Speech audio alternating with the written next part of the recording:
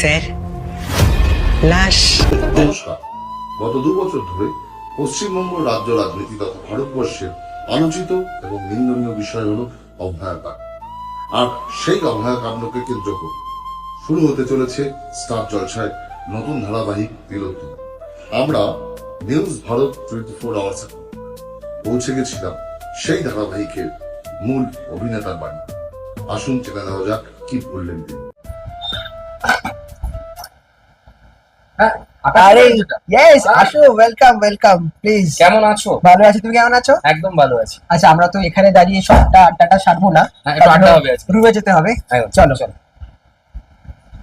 এই যে আকাশের বেড়ে ওঠা, হুম। আকাশের বেড়ে ওঠা মানে আকাশের মতো করে ব্যাপ্তি। এই যে আকাশ মানে প্রথম আকাশ তো আপনার নাম, হ্যাঁ, আর দ্বিতীয় আকাশটা হচ্ছে আমাদের যে আকাশ মানে পৃথিবী, বায়ুমণ্ডল, যে আকাশ, সেই আকাশ।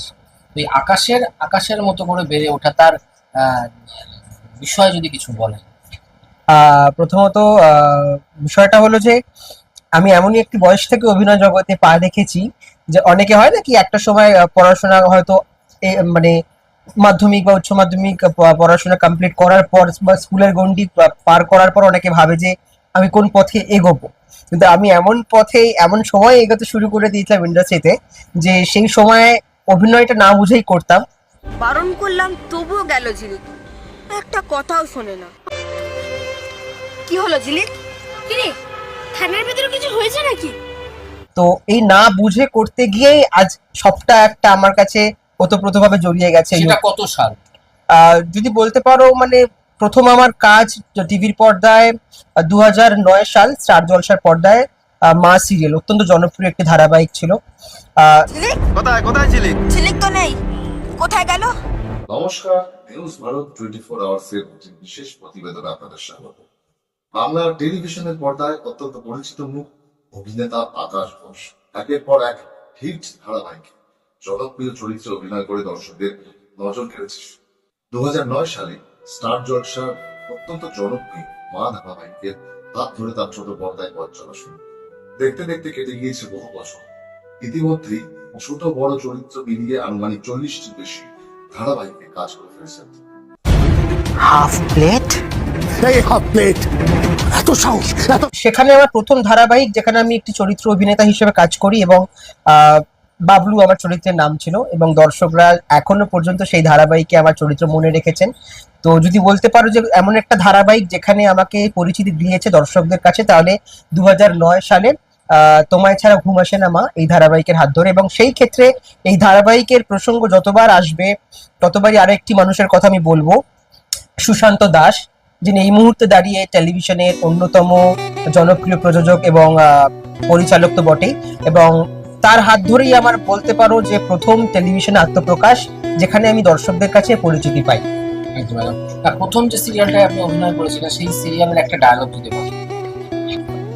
মা সিরিয়ালের কথা যদি আমি বলি তাহলে সেখানে যেটা হতো, দর্শকরা এখনো মনে রেখেছেন যে মুখ্য চরিত্র যে ছিল ঝিলিক এবং আমি ছিলাম বাবলু। আমাদের একটা টিম ছিল, ঝিলিক, বাবলু, পান্তুয়া, সোনামণি। আমরা প্রত্যেকে মিলে যেটা করতাম যে চুরি করতাম বিভিন্ন জায়গায়, ট্রেনে, বাসে, প্ল্যাটফর্মে, এবং চুরিটা আমরা স্বেচ্ছায় করতাম না, আমাদেরকে করানো হতো। হীরা আম্মা, মানে সেই হীরা আম্মার প্রসঙ্গ না বললেই নয় আমাদের গল্পটা যখনই আসে। তো হীরা আম্মা যেটা করতো যে ইনস্ট্রাকশন দিত যে যা গিয়ে চুরি করে নিয়ে আয়, আর উনি একটা টাকা বেঁধে দিতেন, এই টাকা আমার আজকে চাই। তো আমরা যদি সেই টাকা চুরি করে না এনে দিতাম হীরাম্মার ডেরায়, তাহলে প্রচুর মারধর খেতাম হীরাম্মার কাছে। তবে খুব মজার বিষয় হলো যে যখন এই মারধরের সিন হতো না, তখন উনি তো চরিত্রে ঢুকে গিয়ে পুরো ব্যাপারটা করতেন। হয়তো কখনো একটু লেগে গেল বা হয়তো লাগলো না, বাট যখনই ডিরেক্টর কাট বলতেন উনি সঙ্গে সঙ্গে মানে মাতৃস্নেহের মতন আগলে রেখে যে লাগেনি তো বাবু, তারপর হঠাৎ দেখলাম মেকআপ রুমে এত চকলেট, এত আমাদের জন্য সবার জন্য গিফট নিয়ে চলে এলো যে না না তো বাচ্চাগুলোকে এত মার মেরেছি। এই খুব মজার অনেক সেই সময়কার অনেক স্মৃতি তো রয়েছে। হীরা আমার সাথে একটা ডায়লগ।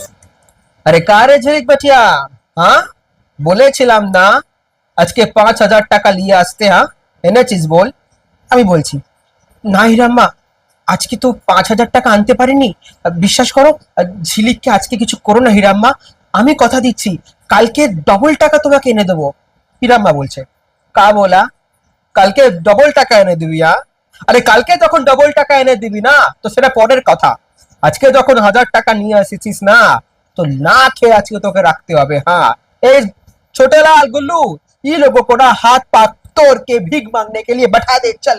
তো এরকম মানে এই, আর তখন তো অভিনয় যখন করতাম তখন তো খুব মানে অভিনয় করছি এটা ভেবে বলতাম না, ডিরেক্টর যেমন বলতেন সেভাবে করতাম আর কি। সেই মা সিরিয়াল থেকে এই মুহূর্তে স্নেহাশিসদার একদম বলা যেতে পারে যেটা বাস্তব চিত্র থেকে উঠে এসছে, আমাদের সোদপুর পানিহাটির অভয়াকে কেন্দ্র করে লাশ, সেই লাশের যে জার্নি, অর্থাৎ সেই লাশ মানে মা থেকে লাশে, এবং অভয়ার মা আজকে যিনি আমাদের পানিহাটির বিধায়িকা রত্না দেবী, তিনিও একটা মা, সেই মা সিরিয়াল আর তারই মেয়েকে কেন্দ্র করে আজকে এই লাশ ব্লুজের, কোথাও থেকে মনে হয় না যেন এটা একটা গতি রয়েছে এটার মধ্যে, কিছু মনে হয় এরকম কখনো?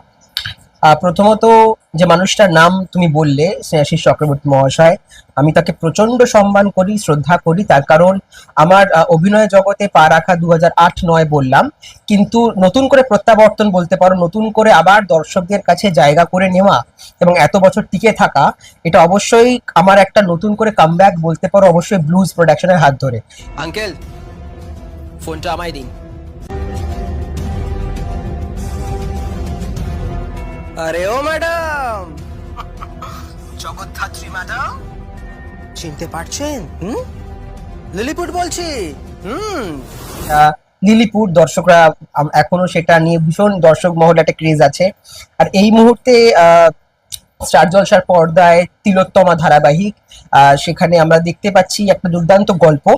এবার তুমি যেমনটা তোমার কথা রেশ ধরেই বলছি, যেমনটা তুমি অভয়ার কাণ্ড বলছো বা যে প্রসঙ্গ বলছো, তার সঙ্গে এটা কতটা রিলেট। আচ্ছা, এই যে চশমার ফ্রেমটা ধরা, আমরা কিন্তু লাশে দেখতে পেয়েছি, ঠিক এইভাবেই চশমার ফ্রেমটা আপনি ধরেছেন। আমি লাশে তো ঠিক এটা কি চরিত্রের সাথে গেছে না এইভাবেই চশমাটা ধরা হয়?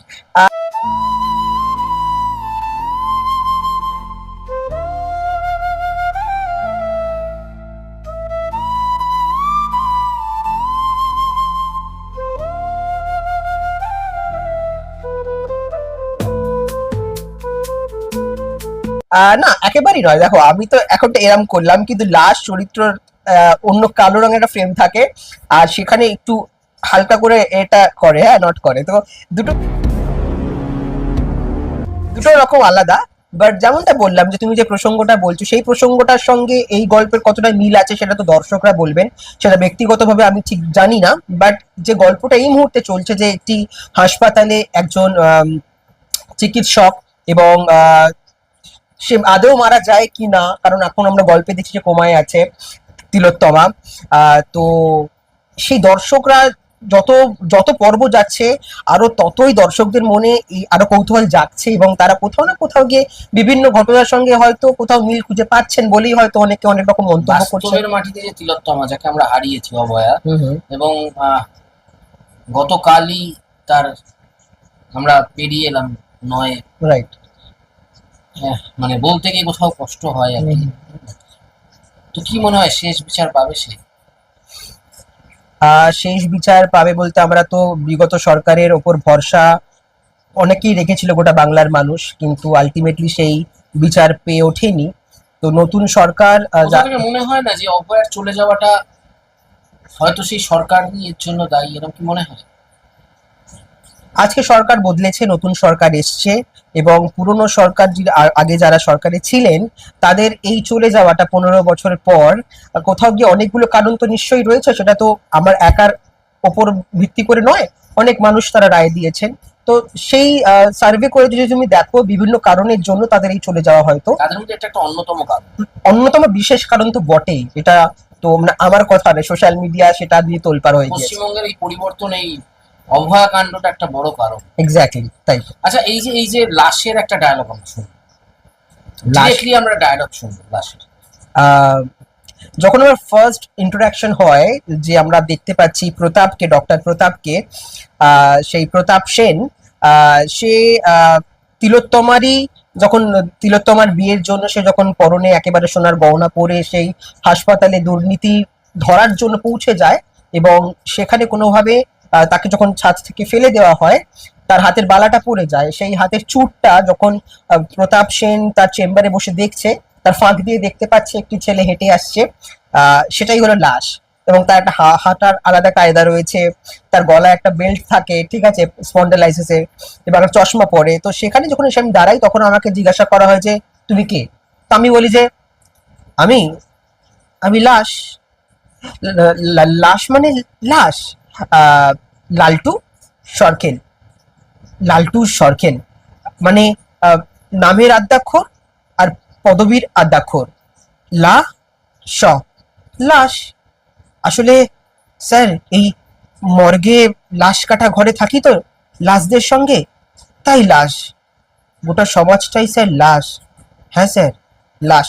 এরকম মানে এই চরিত্রটা যত করব, মানে আগামী দিনে হয়তো আরো আরো দর্শকদের। আরো আরো আরো একটা ডায়লগ রয়েছে তার সাথে, যে আমি আর 1 মাসেই পার্মানেন্ট। হ্যাঁ, মানে ওটা তো মানে এখনো তো লাশের চরিত্রে নেই। মানে কি হয় বলো তো, লাশের তো একটা গেট আপ রয়েছে, এবার সেই কস্টিউম বলো, সেই পুরো অ্যাটায়ারে যখন আমি আসি তখন একটা আলাদা ভঙ্গিমায় বলাটা ম্যাচ করে যায়। কিন্তু এরকম একটা ড্রেস আপে আমি লাশের ক্যারেক্টারের সংলাপ বলবো, সেটা বেমানান লাগবে তো বটে। এবার না, কোথাও থেকে লালটু সরকেল আর আকাশ, হ্যাঁ, এই যে ব্যক্তি মানুষ আর চরিত্রে মানুষ, এই দুটোকে কোথাও মানে অসুবিধা হয় না মেলাতে? না একদমই নয়। তার কারণ আমার ছোট বড় বিভিন্ন চরিত্র মিলিয়ে প্রায় 40টার অধিক ধারাবাহিকে কাজ করা হয়ে গেছে। ফলত ওই একটা চরিত্রে ঢুকতে, হ্যাঁ, যে কোনো ধারাবাহিকে প্রথম যখন কোনো চরিত্রে আমরা অভিনয় করি 1-2 দিন 3 দিন সময় লাগে চরিত্রটা বুঝতে ঢুকতে। কারণ এই লাশের চরিত্রে ঢুকতেও আমার হয়তো বেশ কয়েকদিন প্রথম দিকে একটু সময় লেগেছে, এবং ধীরে ধীরে হয়তো আর একটু ভালো করার চেষ্টা করছি। আগামী দিনে হয়তো আরো ভালো করার চেষ্টা করব যদি সুযোগ পাই। কিন্তু হ্যাঁ, মানে প্রথম 1-2 দিন একটু সমস্যা হচ্ছিল, কারণ যিনি লিখছেন তিনি তার মতন করে ভেবে লিখেছেন চরিত্রটা। এবার যে চরিত্রটা লিখছেন তার সেই লেখার মধ্য দিয়ে নিজেকে তুলে ধরা এবং তার সাথে যে মিল থাকে, সেটা তো একটা চ্যালেঞ্জিং বিষয় বটে। তো প্রথম আমার এপিসোড দেখে আমাদের দাদা মানে শশী চক্রবর্তী মহাশয়, উনি আমাকে কারেকশন করে দিয়েছিলেন, কোথায় কোথায় আর একটু কারেকশন করলে আরো হয়তো ভালো লাগবে। তো আমি তার ইনস্ট্রাকশন অনুযায়ী চরিত্রটাকে করার চেষ্টা করছি। অভিনেতা আকাশ আর চরিত্রে লালটু সরকেল, এই দুজন কি বন্ধু? আকাশ যখন মানে একজন অভিনেতা হিসেবে আকাশ যখন স্টুডিওতে পা দেয় এই ধারাবাহিকের পার্টিকুলার সেটে, যখন হাতে সিন পায় লালটু সরকারের, তখন তো আকাশ এই লালটু সরকারকে বন্ধু করেই নেয়। কারণ একজন অভিনেতা যদি সেই চরিত্রকে বন্ধু না করে নেয়, তাহলে তো সেই চরিত্রটার পর্দায় সে ফুটিয়ে তুলতে পারবে না। কোনো একটা সংলাপ, এই লাশের একটা সংলাপ, যে সংলাপটা মানুষকে ভাবাবে, এরকম একটা সংলাপ সরাসরি শুনবো। দেখো, লাশের আপাতত তো এই সদ্য কয়েকটা পর্ব দর্শকরা টেলিভিশনের পর্দায় দেখেছে মাত্র একটা সপ্তাহ। ফলত এখানে যে আমি প্রচুর দৃশ্যে অভিনয় করে ফেলেছি বা দর্শকরা আমাকে ডাক্তারের সাথে একটা সংলাপ ছিল, আহ আমরা ইয়েতে দেখেছি, ইয়েতে ক্লিপিংসে দেখেছি, টেলিকাস্টে। Right right right. হ্যাঁ, ওটাই যে গোটা সমাজটাই লাশ, মানে গোটা সমাজটাই লাশ। এর মধ্য দিয়ে এর মধ্যে অনেক কিছু কিন্তু গভীরতা রয়েছে, অনেক মানে রয়েছে। হয়তো আমরা সবটাই চোখ দিয়ে দেখছি কিন্তু বলতে চাইছি না, বা কারোর ভয়ে, নাকি সবাই চুপ করে রয়েছে শুধুমাত্র নিজের স্বার্থ সিদ্ধি করার জন্য, বা কোনো উপর মহলের কোনো ব্যক্তিকে লুকোনোর জন্য। তাই কি সমাজটা লাশ? এইটা কোথাও গিয়ে ব্যক্ততা করে এই সংলাপটাকে। আরো অনেক হয়তো মানে রয়েছে, আগামী দিনে সেটা আমি চরিত্রটা করতে করতে বুঝতে পারবো এক্স্যাক্টলি। কারণ আমাকে বলে দেওয়া হয়েছে যে আমি কিন্তু লাশ আদেও কি গল্পে কি ভূমিকা পালন করছে সেটা কিন্তু এই মুহূর্তে আমি নিজেও জানি না, দর্শকরাও জানেন না। প্রকাশ একদমই তাই। মানে প্রচুর কমেন্ট বক্সে ভরে যায় যে লাশ কিন্তু একটা মিস্টেরিয়াস ক্যারেক্টার, এবং এই লাশ আদেও কি ভালো না খারাপ, সে কি সত্যি দুর্নীতিগ্রস্ত যারা মানুষরা রয়েছেন তাদের সঙ্গে মিশে রয়েছে, নাকি সে তিলোত্তমার বিচার চাইছে। তমসা যে তিলোত্তমার দিদি, সে কি তার হাতে হাত মিলিয়ে তিলোত্তমার বিচার পাইয়ে দেবে, এটা আমি নিজেও এখনো জানি না। দেখা যাক। বড্ড বড্ড তমসা ছন্ন। হ্যাঁ, তাই তো।